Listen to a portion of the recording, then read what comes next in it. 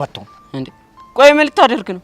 እፈርሻለሁ። እንዴ አንተ ልጅ አማል እና ታዲያ እኔ እያየ ስንት የለፈውበትን ፒያሪን ሲሸበልል ዝም እንድለው ነው እንደፈለግኩ? ይኸውልህ እኔ እንደዛ አላልኩ። እና ምን መሰለኝ ዘማል፣ ይሄ ነገር ጭዌ ሊሆን ስለሚችል ነገሮችን ማጣራት አለብን።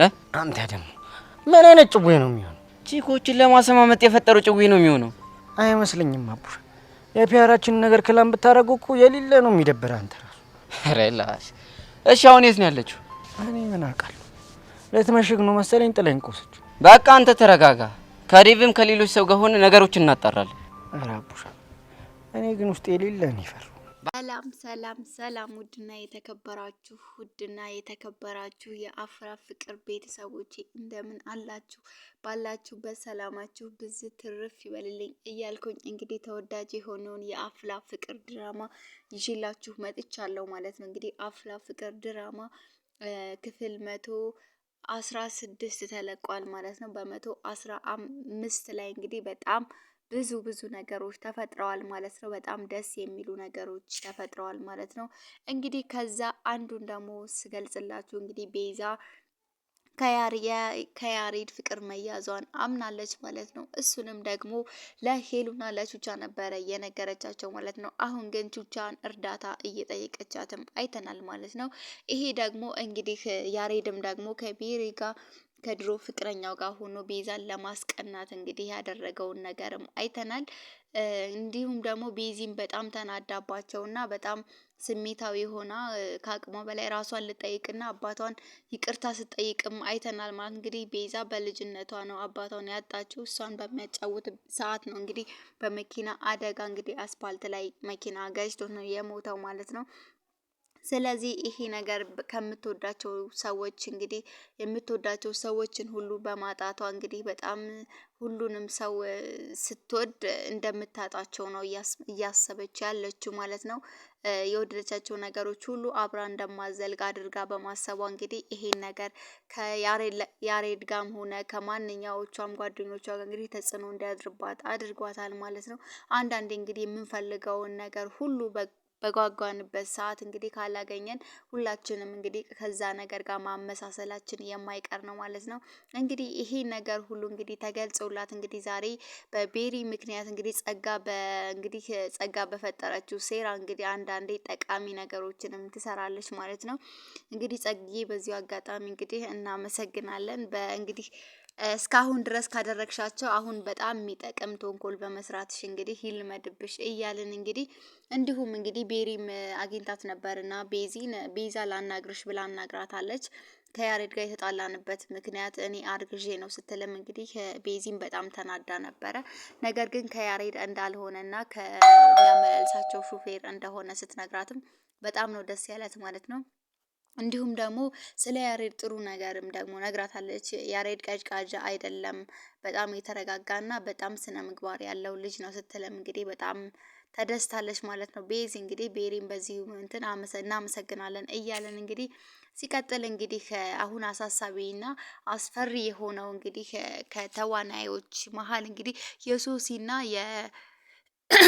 እንግዲህ ሶሲና ሄዋን እንግዲህ ከኢዮስያስ ፍቅር ይዞናል እያሉ እንግዲህ እየተጋተቱት ይገኛሉ ማለት ነው። እነሱ አምርረዋል ማለት ነው። ኢዮስያስ ደግሞ በጣም ነው የጨነቀው ማለት ነው። ያም እየመጣ ይደነፋበታል፣ ይሄም እየመጣ ይደነፋበታል ማለት ነው። እንግዲህ የነሱ ነገር በጣም ግራ ቢያጋባም እንግዲህ ኢዮስያስ ስለዚህ ነገር ምንም የማውቀው ነገር የለም፣ በተራ ሳይኮሎጂ እያመጡ ካንተ ፍቅር ይዞኛል ስላሉ ብቻ እንዴት ነው እኔ ልረዳቸው የምችለው? አክሽፍላት ያመጡ አክሽፍላት ይለኛል፣ ይሄ መጥቶ እንደዛ ይለኛል፣ ምን ላድርግ እያለ እንግዲህ ለሄቨን ሲነግራትም ሰምተናል ማለት ነው። ሄቪ እንግዲህ የኢዮስያስ እንግዲህ የቅርብ አማካሪ ሆነች፣ በጣም ነው እየተረዳችው ያለችው ማለት ነው። እንግዲህ ሶሲ ደግሞ በፍጹም እሱ ግን መለየት አትፈልግም። ሁሉ ነገሩ እንዲሁም ደግሞ አይኑ እጁ ምናምን ነገር እያለች እንግዲህ በጣም እንትን ብላለች፣ አስቸግራለች ማለት ነው። እንትናም ደግሞ እንደዛው ነው፣ ሄዊም ደግሞ እንደዛው ነው እያለች ያለችው ማለት ነው። በዚህ መሀል እንግዲህ ሄቨን ነች ከጎኑ ያለችው ማለት ነው።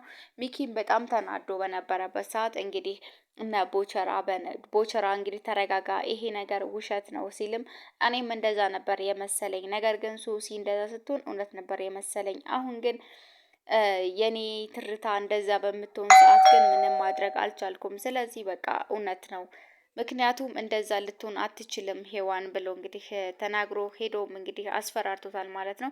አንተ እንኳን ለምን አትረዳኝም? አንተ እንኳን ያራዳ ልጅ አይደለክ እንደ ሚኪያስ እንዴት እንደ ሌሎቹ ትሆናለህ? ሲልም እኔማ በአራዳ ቋንቋ እያዋራውክ ያለሁት ይሄን ነገር እንድትፈታ ፈልጌ ነበር፣ ያለበለዚያ እንግዲህ እፈርሽ ካለው ሲልም ምን ማለት ነው እፈርሽ ካለው ሲልም በጣም ገልጾለታል ማለት ነው። እንግዲህ ቤተሰቦችዬ ዮሲያስ ደግሞ ስለዚህ ነገር ምንም የማውቀው ነገር የለም በማለት እንግዲህ ራሱን እያስጨነቀም ይገኛል ማለት ነው። ለዚህ ሁሉ ነገር እንግዲህ የዳረገችው ሄዋን ማነች? ቤቲ ነች ማለት ነው። ያቺ ቀዥቃዣ ቤቲ እንግዲህ ለወሬ አንደኛ ነች። እንግዲህ እሱን ነገርም ደግሞ ዮሲያስን ስለምወደው ነው እንደዛ ያደረግኩት ብላለች ማለት ነው። ነገር ግን እንደ ቀልድ የጀመርኩት እየተባባሰ ነው። ስለዚህ ምን ባደርግ ነው ይሄን ነገር ማድረግ የምችለው በማለት እንግዲህ እሷ ነች ሁሉንም ነገር ማስተካከል ካለባትም ምክንያቱም ነገረቻቸው ሁሉ ውሸት ነው ብላ መናገር ሳይኖርባት አይቀርም። ሄቨንም ደግሞ ይሄ ነገር እንደ ተራ ወሬ ተወርቶ ዮሲያስ አስቸጋሪ ሁኔታ ላይ ነው ብላ ስታማክራትም እኔ ምን አገባኝ በማለትም ነግራታለች ማለት ነው። እንግዲህ ጄሪና ሄቨንም አብሮ በነበሩበት ሰዓት እንግዲህ ስለ ዮሲያስና ስለነ ሶሲ ነው ሲያወሩ የነበረው ማለት ነው። ነገር ግን ጀሪ ደግሞ ትክክል እንደሆነና ይሄን ነገር እንደዛ እንደሆነ አድርገዋል። በተቃራኒውም ደግሞ ሶሲና ጀሪ እንግዲህ ዮሲያስን ሲያዩት ወይም ደግሞ ካዩት መስተፋቅሩ እንዳይሰራ መነጽርና የእጅ ጓንት ለብሳችሁ ሄዱ ማን ብሎ እንደመከራቸው ባላቅም እንግዲህ ይሄ ነገርም ከቤት የመጣ እንደሆነም እንግዲህ በትንሹም ቢሆን እንገምታለን ማለት ነው። ለአንድ ሰሞን እንደዛ እየለበሱ ነበር ሲመጡ የነበረው ማለት ነው። ጄሪ እንግዲህ ስለ ዮሲያስ እንደዛ ስታወራ ሄቨን ደግሞ በፍጹም ይሄ ነገር የውሸት ነው ምክንያቱም ብላ ስትከራከርም አንቺ ልጅም እንደዛ አይነት ነገር ሳይጀማምርሽ አይቀርም ብላም እንግዲህ ጄሪም ስትላት ምን ለማለት ፈልገሽ ነው? አይ እንግዲህ ስለሱ የምታስቢና የምትጨነቂ ከሆነ የሆነ በሆነ ፓወር እንግዲህ ወደሱ እየተገፋሽ እንደሆነ ነው የሚታወቀኝ ስትልም መስተፋቅር ለማለት ፈልገሽ ነው ስትልም ጄሪም ደግሞ አዎ መስተፋቅር፣ ስለዚህ ያለ ምክንያትማ እሱን እያልሽ ልታስቢ አትችይም በማለት እንግዲህ ሄቨንንም ስትላት አይ እንደሱ ሊሆን አይችልም ይሄ ነገር ውሸት ነው ሲጀመር ብላታለች ማለት ነው። እንግዲህ አንድ ሰው ነው ሊረዳው የቻለው እሱም ደግሞ እንግዲህ ሄቨንን እኛንም ጨብጦን ፍቅር አልያዘንም፣ ስለዚህ ይሄ ነገር ውሸት ነው ብለሽ እባክሽ አሳምኝልኝ ሲላትም እሱ ችግር አልነበረውም፣ ነገር ግን ቆንጆዎቹንና እየመረጠ ነው ይሄ መስተፋቅር የሚሰራው ተብሎም እኮ ተወርቷል ስትልም ደግሞ ዮሲያስም ወይዳ ምን ይሻለኛል እያለ በጣም እየተጨነቀ አይተናል ማለት ነው። በሌላ በኩል ደግሞ እንግዲህ ፊዮሪ ነች እንግዲህ ሄዋን እንግዲህ ፊዮሪ ጋር ሄዳ ፊዮሪን እንግዲህ ያማከረቻትም አይተናል ማለት ነው። እንግዲህ ፊዮሪ አምባገነንም ስለሆነች ያው በግድም ቢሆን አስፈራርታ እንደዛ ታደርጋለች ብለው አስባ ስለነበረ እንግዲህ ለሶሲም ሄደን እንዳናገሩትና በሶሲ ምክንያትም እኔ በፍጹም እንደዛ አይነት ነገር አላደረኩም፣ የት እንደሚረክስና እንዴት እንደሚረክስ እንኳን ምንም አላቅም፣ ስለዚህ ሰው ዝም ብሎ ባወራው ነገር እየተነሳች ያቺ ማፍቅር ያለው ይቺ ማፍቅር ያለው ባለ ቁጥር እኔ ምን ማድረግ እችላለሁ ታዲያ የሚል መልስ እንግዲህ መልሷል። ዮሲያስ ደግሞ እንግዲህ ቤተሰቦችዬ እንግዲህ አፍላ ፍቅር ድራማ በጣም ደስ በሚል ርዕስ እንግዲህ እየተወኑ ይገኛሉ ማለት ነው። ዮሲያስንም እንግዲህ በዚህ አጋጣሚ እንግዲህ እግዚአብሔር ይርዳህ እነ ሶሲም ደግሞ ቶሎ ይርከስላቸው እያለን እንግዲህ ዳኒ ማን ነው ቹቻዬና ቤዚ ደግሞ እንግዲህ ለያሬድ ፍቅሩን እንድትገልጽለት እያደረገችም ትገኛለች ማለት ነው። ቹቻ እንግዲህ አናግሪው ብላ በግድ እየወሰደቻት ነው። እሷ ያሬድን እንዲሁም ደግሞ ቤዛ ለያሬድ የምትነግረውን አይነት አክት እያሳዩ እንግዲህ እየተወኑ ይገኛሉ ማለት ነው። ነገር ግን በመጀመሪያ ኤጭ ብላ ስታስደነግጣት በጣም ደንግጣ ነበር ቤዛም። በሁለተኛው ግን እንደተሳካላት ስታውቅ ሄዳ ደግሞ እንድትነግረው ፈልጋ ነገሬ ብላ ቹቻ እንግዲህ ሄዳ በላከችባት ሰዓት እንግዲህ ቤዚ ደግሞ አለፍ ስትል እንግዲህ እሱ ደግሞ ያሬድ ደግሞ እንግዲህ ጎንበስ ብሎ ስለነበር አላያትም ማለት ነው። ነገር ግን እንዴት አልጠራኝም ብላ ተናዳ እንግዲህ አንተ እንከፍ አንተ ሁሌም እንደዚህ እንዳደረክነ በማለት እንግዲህ በጣም ጮሃለች ማለት ነው።